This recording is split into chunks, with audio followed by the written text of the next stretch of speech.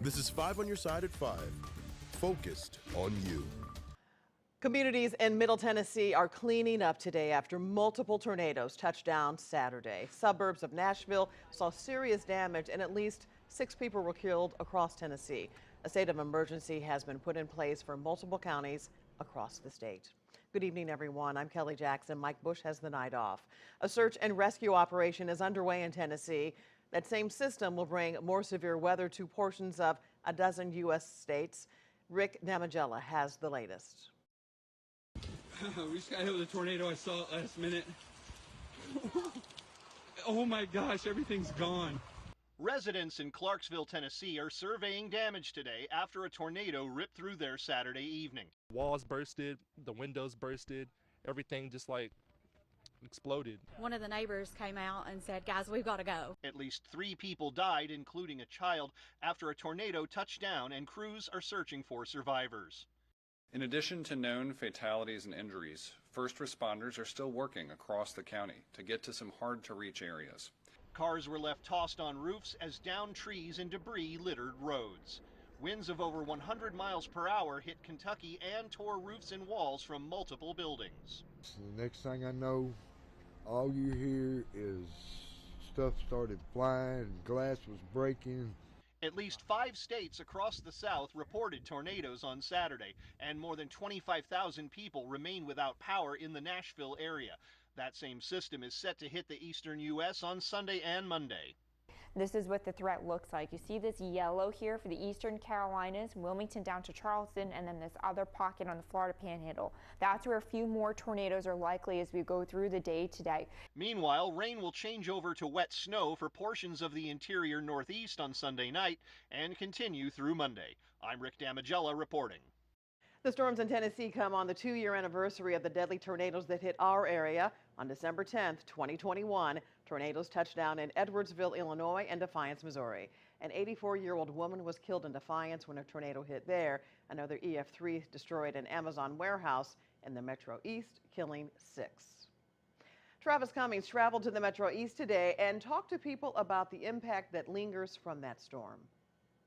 Yeah, there was pieces of building everywhere and big giant pieces of trees. The days leading up to Christmas this time 2 years ago looked a lot different for some in the Metro East. It was pretty unbelievable. On December 10th, 2021, a E3 tornado swept through the town, ripping a part of an Amazon warehouse and killed 6 workers. Its remnants hit surrounding neighborhoods, and Robin Michikana's mother's house, just acres away, was in its path. And there were big pieces of the building all in her yard, her backyard. It just went over the top of her house and dropped into her garden. The trauma still sticks for Roger Nance, putting up Christmas decorations right down the road. I remember it well.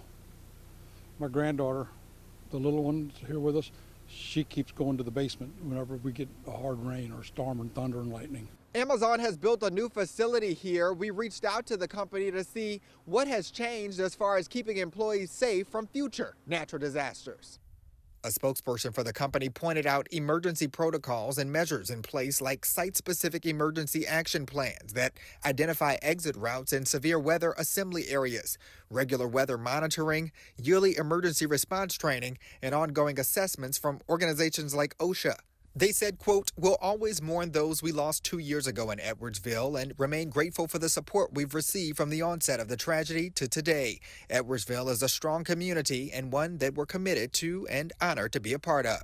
Meanwhile, these residents hope to not have that strength tested anytime soon. That it happened, so many people lost their lives. You know, you think about the street and the people you grew up with, and everybody around here has been here for years and years and years, and you just hope that it doesn't hit one of them. Travis Cummings, 5 on your side. And Amazon plans to host internal remembrance ceremonies this weekend. I want to show you a live look outside. A chilly day, chilly day in the bi-state.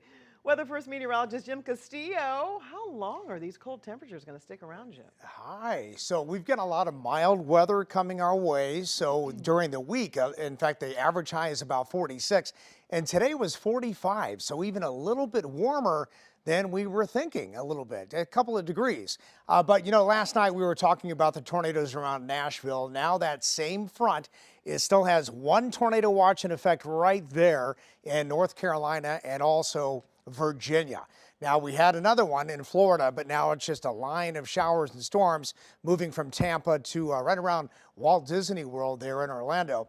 Now, for us, yes, those cold temperatures tonight, they're on the way. We are mainly clear now. There's some clouds just to the west of us, so the clouds increase a little bit as we get into tonight. But those low temperatures with a light wind expected to drop into the 20s, even around St. Louis. We're at 39 right now. So, yes, because it's been so mild, it feels really cold. But we do have some really nice temperatures this week. I'll have the 10-day or 7-day forecast coming up in just a bit. All right, see you then, Jim. A Ukrainian family is in the St. Louis area after fleeing their war-torn home, and it's all thanks to the John Calvin Presbyterian Church in Bridgeton. The family landed this afternoon and are getting settled at a home in St. Peters. The church is funding the move, and we have a crew there. We'll hear more from this family at 10. Right now, the war in Israel intensifies. Israel continues airstrikes on Gaza after a rescue attempt ended in the death of a hostage. The IDF blames Hamas, saying they were trying to free hostages in a raid. As the worldwide Jewish communities celebrate Hanukkah, many family members of the 150-plus hostages are still saying that it is hard to celebrate. Negotiations continue between Israel and Hamas. Qatar, who has been facilitating those conversations, says they are committed to getting hostages released. We are committed to stop this war and to stop the bombardment of the innocent Palestinians. It always takes two parties to be willing to such an engagement. Unfortunately, we are not seeing the same willingness that we had seen in the weeks before. According to the UN, 85% of the Gaza population is displaced, and it's being reported that 17,000 people have been killed since the war started in October. Hundreds from our area made their way down Delmar Boulevard today, demanding for the hostages taken by Hamas to be released. The Jewish Federation of St. Louis hosted the ceremony and rally in University City.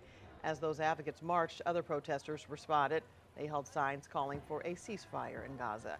Those demonstrators stood on the side of Delmar as the Jewish Federation rally marched. And many advocates are also calling for the release of Palestinians detained by Israel. Since October 7th, Israel has arrested more than 3,000 Palestinians in the West Bank. Some are not formally charged or tried, but are held under what they call administrative detention. Over the weekend, many cities in the U.S. saw rallies in support of Palestine, and many activist groups are also calling for a global strike for Gaza tomorrow. One area group is calling for a boycott of Total Wine in Brentwood as part of that strike. Texas blocks a recent ruling allowing an emergency abortion. We hear from the woman at the heart of that ruling. Spreading holiday cheer, the way Florissant police gave back to the community.